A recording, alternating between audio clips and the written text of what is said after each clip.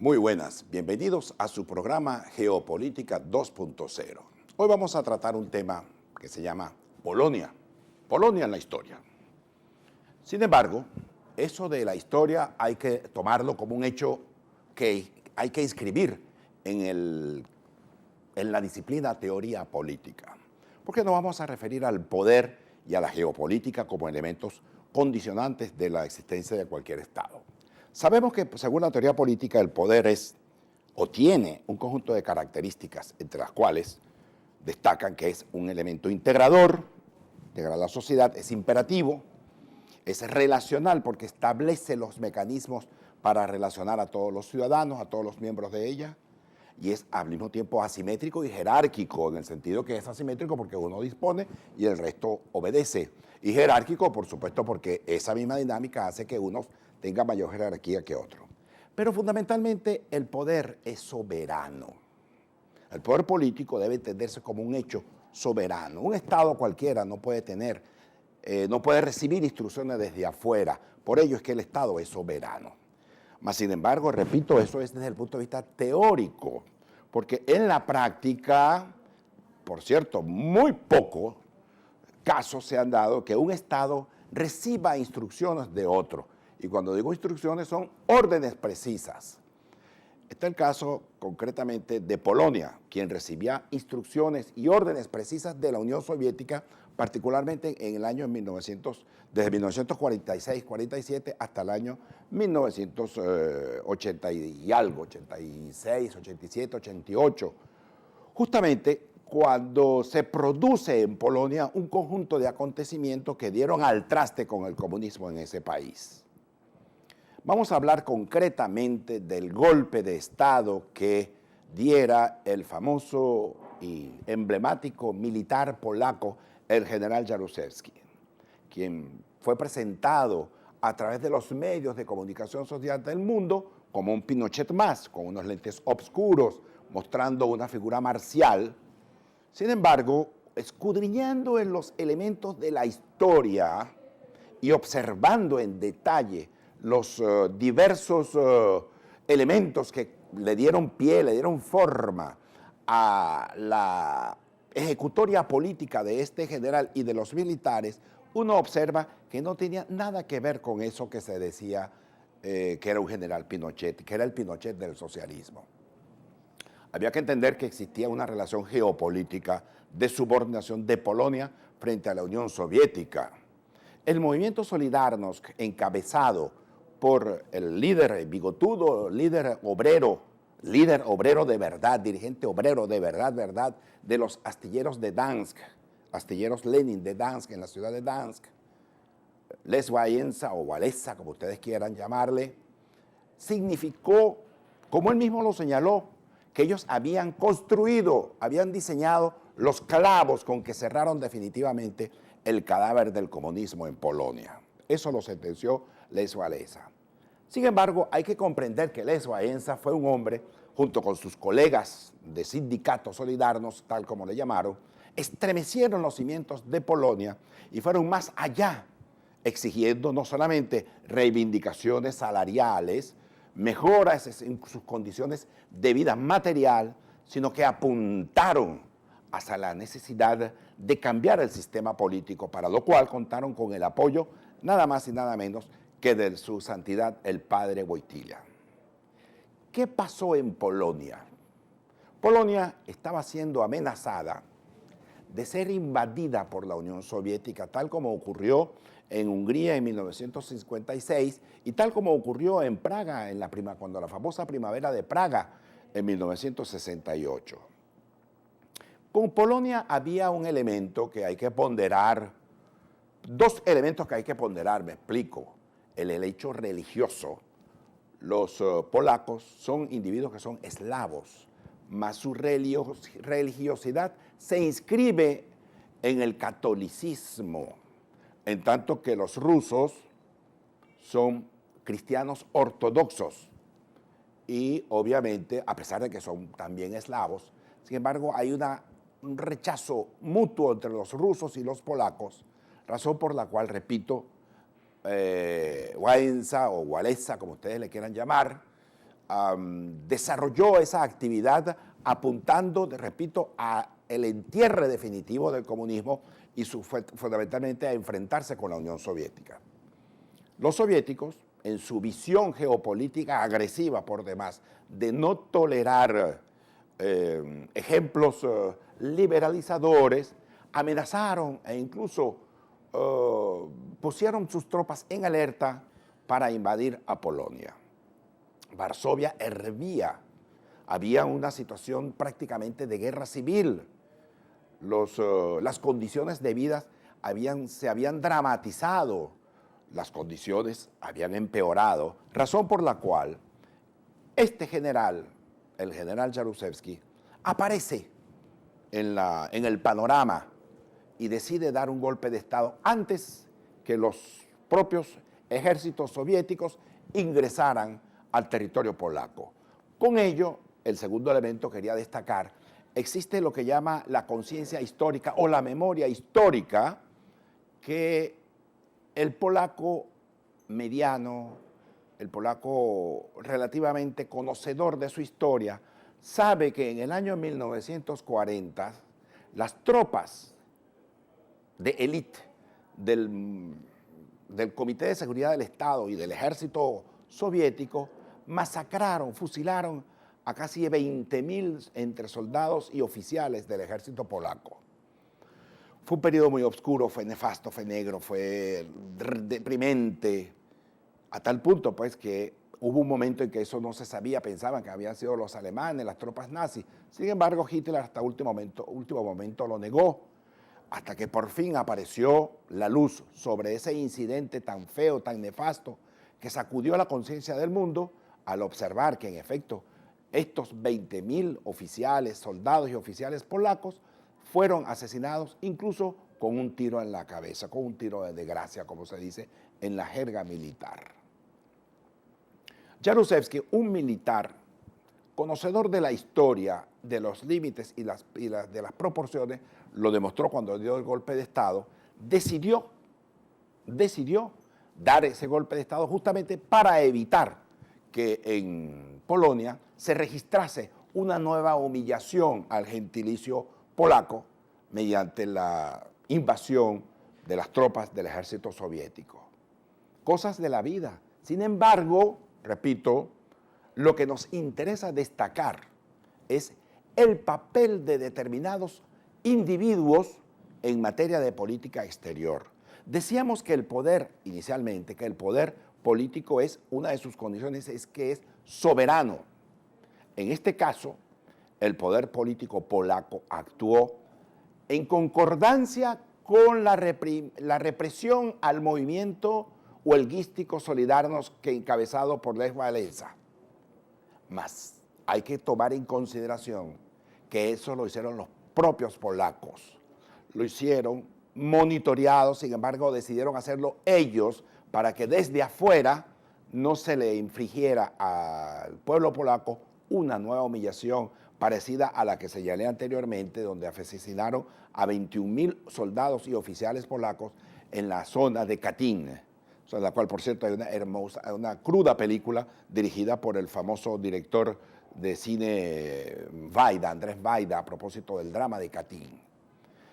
Con ello quiero decir que Polonia actuó y su política y su poder era desde afuera monitoreado, mas se observó que con ese golpe de Estado, paulatinamente, los lazos, las vinculaciones, los condicionamientos a la que estaba siendo sometida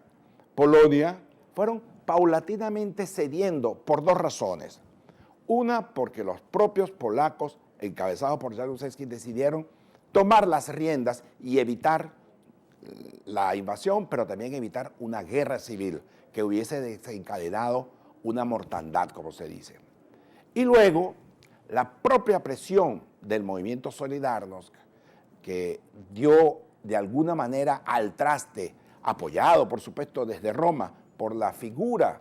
del padre Wojtyła, encabezaron y desarrollaron e impulsaron un movimiento pacífico, pero un movimiento de resistencia a la presión soviética, razón por la cual el poder político en Polonia, en manos de los militares, pero presionados de ambos bandos, del bando de los soviéticos y de los partidos comunistas que estaban en el poder en la Europa Oriental, pero también presionados por su pueblo. Y entonces el general Jaruzelski hizo como Bismarck, quien propone que ante una decisión política hay que escoger siempre la menos dañina, la que ocasione menos daños. Y en efecto, el golpe de Estado, criticado duramente por los medios de comunicación social, por los Estados Unidos, sin embargo, en la historia comienza a aparecer la luz, como todos los hechos sociales, que son aparentemente confusos al principio, pero luego la propia dinámica de la historia va aclarando un conjunto de situaciones, mostrando o justificando de alguna manera el papel que desempeñó, en este caso, el general Jaruzelski, para evitar no solamente la guerra civil, que hubiese sido catastrófico, sino la invasión soviética, y evitando, por cierto, una nueva mortandad que le hubiese ocasionado al pueblo polaco, como en efecto estaba previsto, una nueva humillación al gentilicio de ese país. Sabemos que entre las relaciones entre los rusos y los polacos está determinada por factores históricos, metidos en su ancestro antropológico, motivados justamente por la religiosidad de ambos pueblos. Hemos hablado acerca de la importancia de la literatura de Gogol, que habla en su famoso libro, que los recomiendo a todos que lo lean, Taras Bulba, donde se muestra el enfrentamiento entre los polacos y los rusos. A pesar de que, repito, ambos son eslavos, uno habla el ruso, el otro habla polaco, la diferencia está, en primer lugar, en el alfabeto, que el del caso de los rusos es cirílico y el de los polacos es latín, pero luego eso está determinado por el factor religioso, que los eslavos ortodoxos consideran que los polacos, al pasarse al cristianismo, traicionaron el gentilicio y la religiosidad ortodoxa de los eslavos. Ahora bien, esto tiene mucho que ver con la manera como el poder es manipulado desde afuera. Diversos factores que participan y concurren pues, en la manera como los gobiernos toman y ejercen el poder. En el caso polaco fue contradictoriamente y a su vez emblemática la manera como se fueron solucionando los problemas, a tal punto que hoy en día el general Jaruzelski, repito, es visto como un salvador. Cosas de la vida, cosas veredes, decía el Quijote. Con ello queremos decir que no todo lo que se ejecuta en política necesariamente tiene que responder a los arrebatos pasionales del momento. Hay muchos cálculos. El francés Renaud hablaba de las fuerzas profundas de la historia, aquellos elementos presentes en la mentalidad de los países, quienes actúan justamente motivados por esos elementos que están presentes en la memoria histórica de ellos, y en el caso polaco, su animadversión de estos contra los rusos, que es milenaria, podemos decir, se puso de manifiesto justamente con ello, razón por la cual el propio Wałęsa sentenció, repito lo que dije al principio, ellos habían diseñado los clavos con los cuales se cerró definitivamente el ataúd del comunismo en Polonia. Eso del poder soberano, repito, es algo teórico, porque en la práctica, en el caso polaco, era una situación de hecho que estaba siendo obligada por los tanques que estaban allá en la frontera. Pero hay otras realidades en las cuales no necesariamente no es forzada por la realidad, sino que es la propia realidad o los propios ejecutores de ese poder quienes ceden y entregan la soberanía de su país a otro país para que les dirija, incluso hasta la cedulación, el proceso de cedulación y el proceso de identificación. Cosas veredes, repito la frase de Don Quijote. El caso está en que el poder, tal como hemos dicho, tiene ese elemento que es integrador, que es imperativo, es relacional, asimétrico y jerárquico, pero debe ser fundamentalmente un poder soberano que responda al interés nacional de su país. No así otros países, repito, quienes cambian, modifican su discurso político para entregarse a una monserga, colaboracionista con otros factores, cediendo y entregando la soberanía y entregando los factores fundamentales de una sociedad. El caso polaco es emblemático para todos. Creo que nosotros debemos observar con atención los pasos que dio el general Jaruzelski. Hoy en día el general Jaruzelski es un hombre ya anciano, retirado de la vida política, pero demostró que con ese golpe de Estado se convirtió en el salvador de Polonia, a tal punto que los años que estuvo gobernando fueron años difíciles de grandes negociaciones entre él, los rusos y el sindicato de Solidarność con Lech Walesa. ¿Qué es lo que pasó allí? Que fue el general Jaruzelski el que le otorgó, el que le entregó el poder a Lech Walesa, nombrándole presidente luego que éste fuese escogido por el voto popular en Polonia. Una Polonia que estaba siendo amenazada por la invasión soviética, una Polonia que estaba siendo dominada por el Partido Comunista con el ejército, con la policía,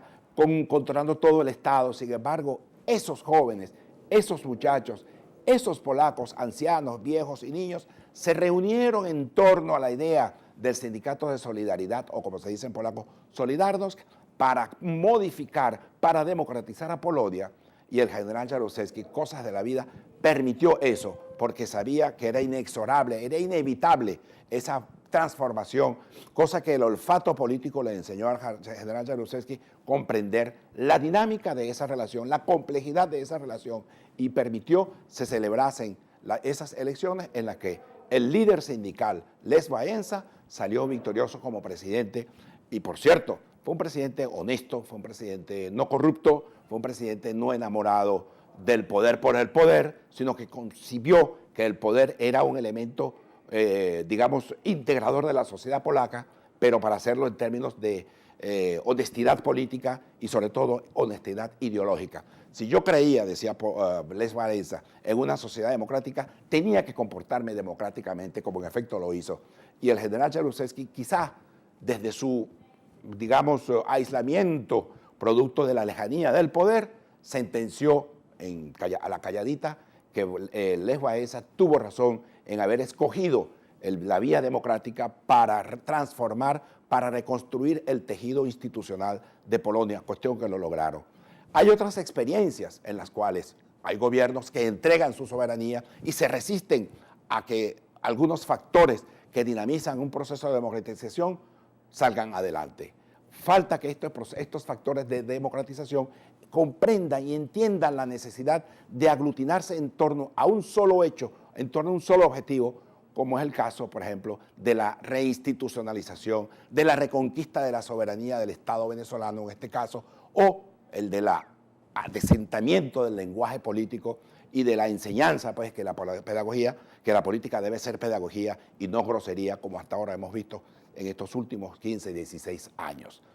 Polonia es un ejemplo vivo, edificante, significativo, que nos muestra que es posible llevar a cabo las transformaciones democráticamente, transformaciones que lleven la felicidad de un país. Y hoy en día Polonia, con grandes dificultades, con grandes tropiezos, pero están allí democráticamente construyendo su país, alejado de los factores, digamos, que puedan poner en peligro su realidad, pero lo hacen democráticamente. Y hoy en día Polonia, repito, es una nación que tiene y que toca la puerta permanentemente de la cotidianidad con un mensaje democratizador y esperanzador. Bravo por Polonia y bravo por el general Jaruzelski, a quien la historia le debe, sinceramente, grandes reconocimientos por su labor difícil, compleja, ardua, pero lo logró. Hoy en día Polonia es un país democrático. Bueno, queridos amigos, muchas gracias y hasta una próxima Geopolítica 2.0.